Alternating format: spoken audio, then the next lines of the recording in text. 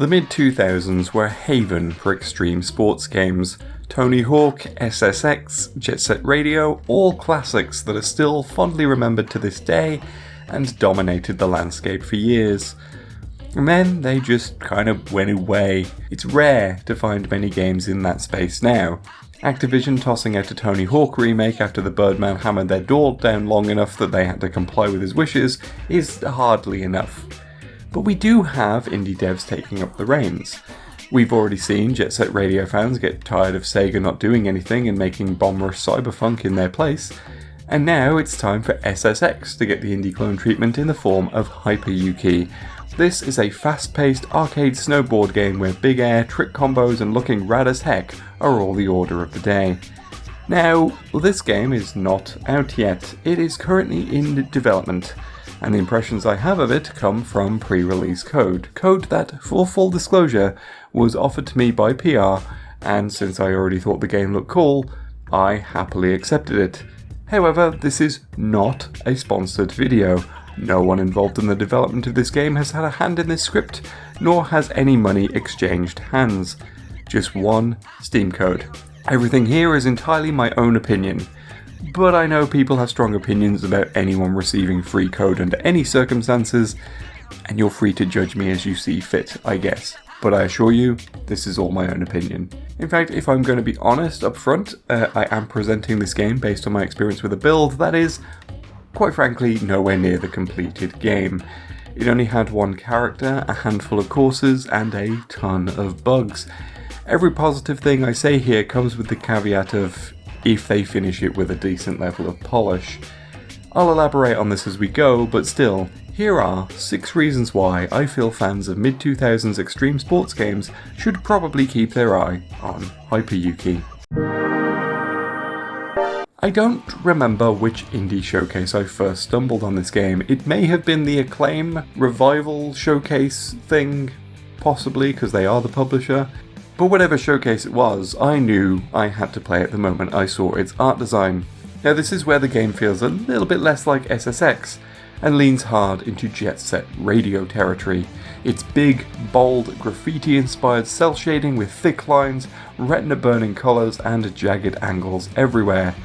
This is one of my favourite visual styles, if this wasn't obvious for how much I generally rave about Jet Set Radio, and the fact that Hi-Fi Rush was one of my top 3 games of 2023. I love playing games that slap you around the face with their character designs and embrace big neon colours at every turn.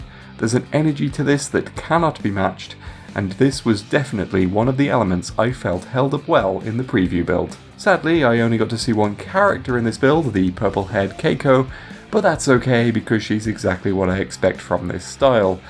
Ridiculous street fashion from Shibuya circa 1998, exactly 3 colours, and a distinctive hairstyle that throws a strong silhouette.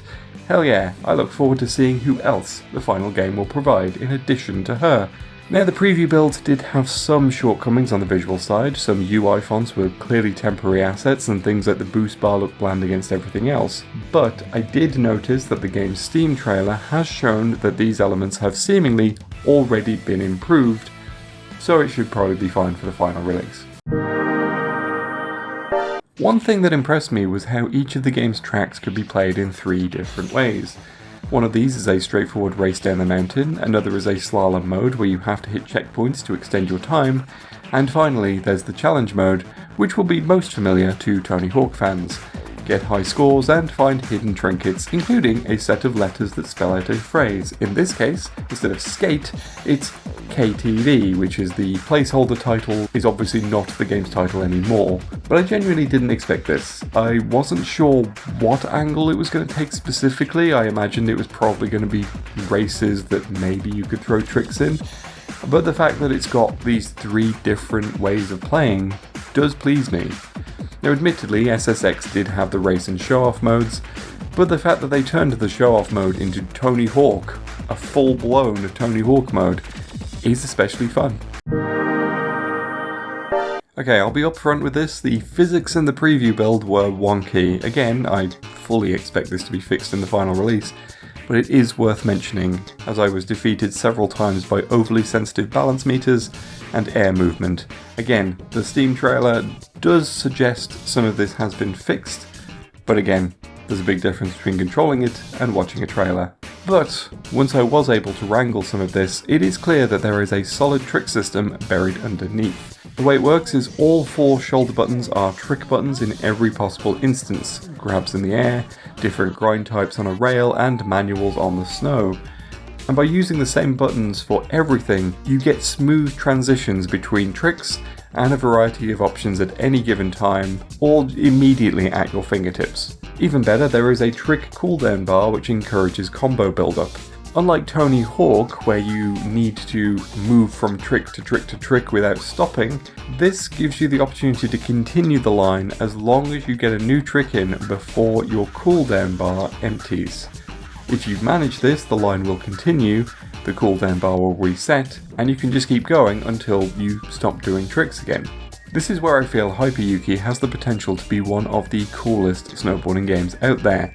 With so many options readily available for tricks, the cooldown bar and additional bonuses for things like perfect landings, there's a system that has the potential to rack up just absurd combos.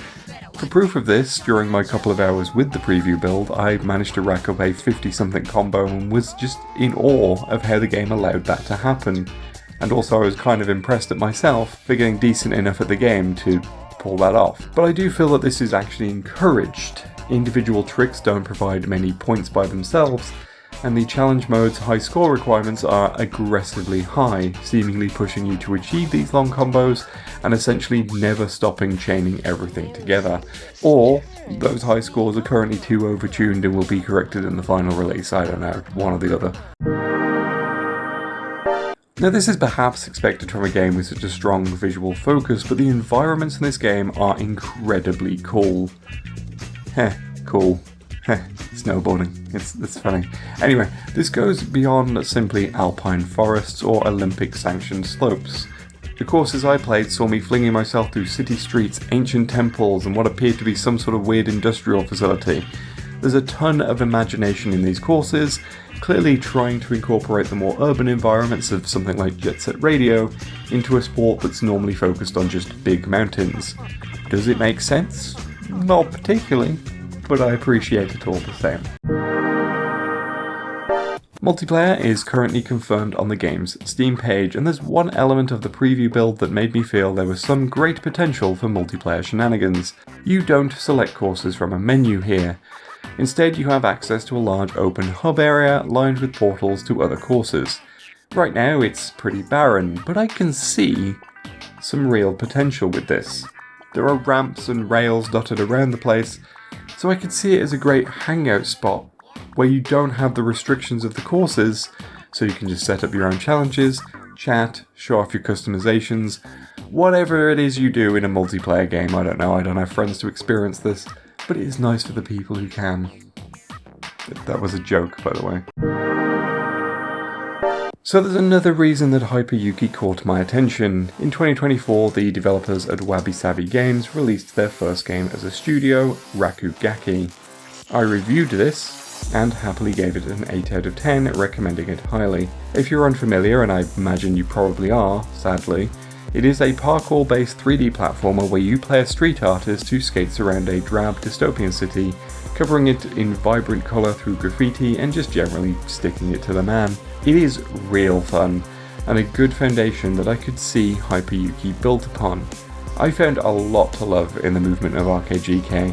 It was a really fun platformer with a lot of interesting challenges thrown in, and the way it incorporated movement challenges into its collectible system I thought was really, really cool.